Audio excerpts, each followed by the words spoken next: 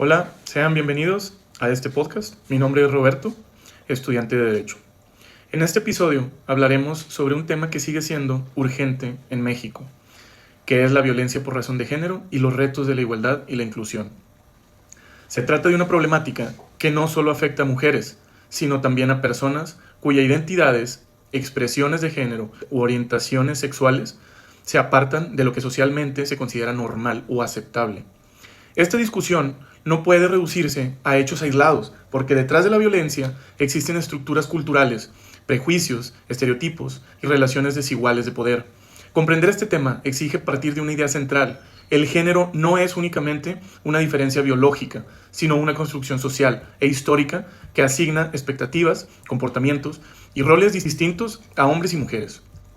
En otras palabras, el género funciona como un conjunto de creencias y estereotipos que la sociedad impone sobre los cuerpos sexuados. Por eso, cuando hablamos de violencia por razón de género, no nos referimos solo a golpes o agresiones visibles. También hablamos de discriminación, exclusión, acoso, control, silenciamiento, homofobia, estigmatización y lenguaje sexista. Hoy reflexionaremos sobre cómo opera esta violencia en el contexto mexicano y por qué la igualdad y la inclusión siguen siendo tareas pendientes. La violencia por razón de género puede entenderse como aquella que se produce a partir de expectativas normativas sobre los roles de género y de las relaciones desiguales de poder que existen en una sociedad. Es decir, no surge solamente del conflicto entre personas, sino de un sistema cultural que jerarquiza identidades, comportamientos y cuerpos. Un punto importante es que esta violencia no siempre se explica solo por la cantidad de agresiones sufridas por determinado grupo, sino por la lógica que la sostiene. El texto de Poggi subraya que no basta con decir que una violencia afecta más a un grupo. También hay que entender por qué esa violencia se relaciona con el género, con los estereotipos y con la posición de poder que históricamente se ha asignado a unas personas sobre otras.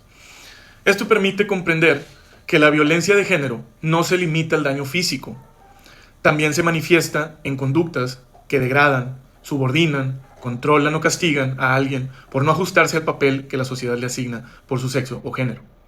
Por eso el concepto está íntimamente conectado con la discriminación y con la desigualdad estructural. Uno de los elementos más profundos del problema son los estereotipos de género. Estos son ideas sociales que indican cómo debe ser una mujer y cómo debe ser un hombre. Por ejemplo, se espera que las mujeres sean dóciles, sensibles, obedientes o dedicadas al cuidado, mientras que de los hombres se espera dureza, dominio, control, racionalidad y autoridad. Estos modelos no son naturales, son construcciones históricas y culturales. El problema aparece cuando esos estereotipos dejan de ser simples expectativas y se convierten en criterios para juzgar, desvalorizar o castigar. En ese momento, el estereotipo se transforma en una herramienta de exclusión. El Manual de Comunicación No Sexista señala precisamente que los estereotipos discriminan y fomentan la violencia de género.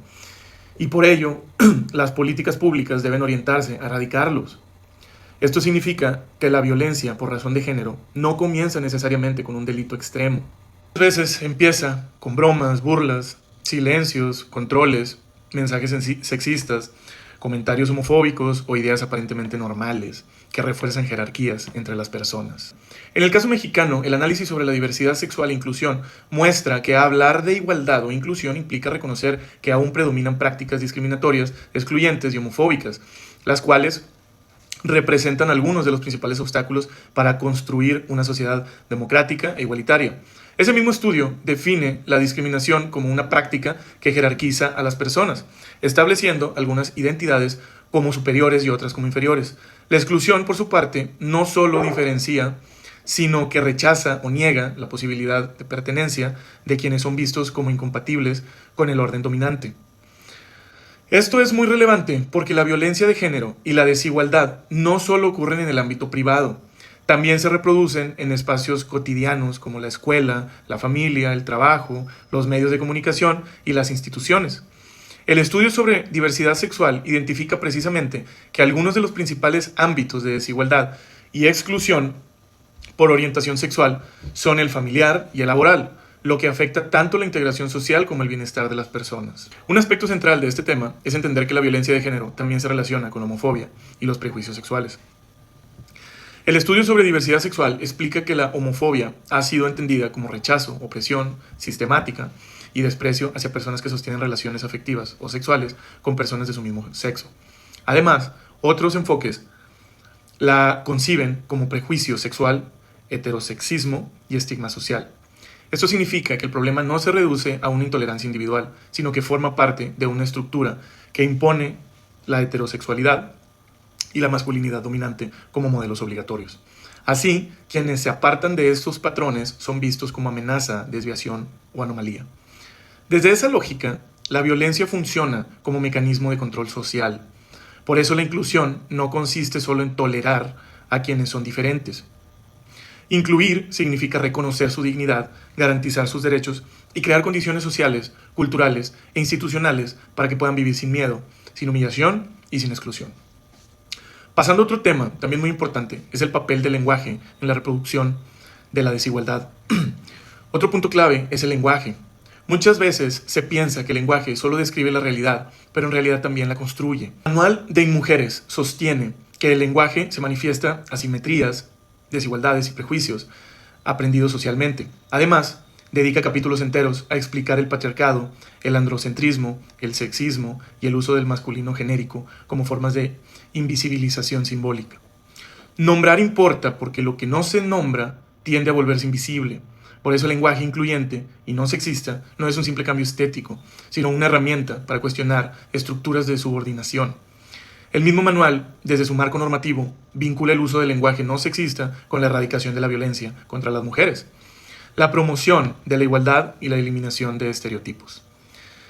Esto también aplica a los medios y a los contenidos de comunicación.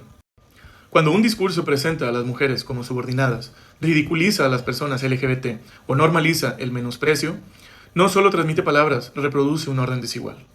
El último punto para este podcast es el de retos de la igualdad y la inclusión en México. Profundizar en la igualdad y la inclusión implica reconocer que no basta con afirmar que todos somos iguales. La igualdad real exige que todas las partes tengan acceso efectivo a derechos, reconocimiento y participación. El estudio sobre diversidad sexual plantea que uno de los principales factores que favorecen la desigualdad y la exclusión es la falta de información, la cual alimenta prejuicios negativos sobre quienes viven una sexualidad distinta a la heterosexual. Esto quiere decir que uno de los grandes retos en México sigue siendo cultural y educativo. Mientras persistan la ignorancia, el miedo a la diferencia y los estigmas, la inclusión seguirá siendo incompleta. A la vez, el estudio sostiene que el Estado debe desempeñar un papel activo y permanente en el combate a la discriminación, la homofobia y la promoción de la igualdad. En sus consideraciones finales, el mismo texto reconoce que las organizaciones de la diversidad sexual han realizado un trabajo muy importante por una sociedad más incluyente e igualitaria, pero también advierte que para lograr efectos tangibles y estables se requiere apoyo, colaboración y acción efectiva del Estado. Esto nos lleva a una idea fundamental, que es la igualdad no puede depender únicamente del esfuerzo de las víctimas o de los grupos históricamente discriminados. Debe ser una responsabilidad compartida entre sociedad, instituciones, escuelas, medios y gobierno. Reflexionar sobre la violencia por razón de género obliga a mirar más allá de los casos visibles. La violencia también está en lo cotidiano, en la descalificación, en la burla, en el silencio, en la exclusión, en la negación de oportunidades y en la normalización del prejuicio. Su gravedad radica en que muchas veces ha sido incorporada como algo natural, cuando en realidad es producto de relaciones históricas de poder.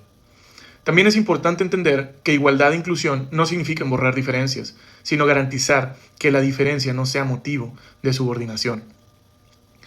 Una sociedad democrática no debería obligar a las personas a encajar en moldes rígidos para poder ser respetadas. Al contrario, debería reconocer la pluralidad como parte de su riqueza social y humana.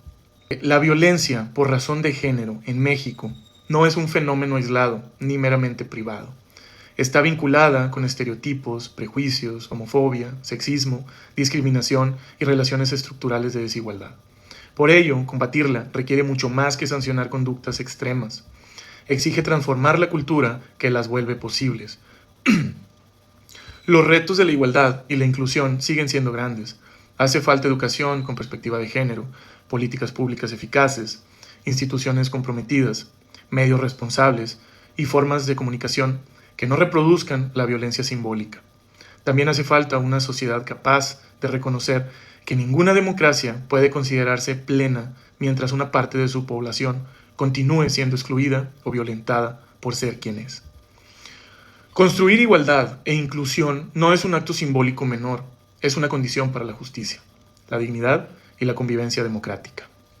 Muchas gracias por escuchar este podcast. Hablar de violencia por razón de género, igualdad e inclusión no solo implica informar, sino también cuestionar lo que hemos normalizado y asumir la responsabilidad de cambiarlo. Solo así será posible construir una sociedad más justa, más respetuosa y verdaderamente incluyente. Hasta la próxima.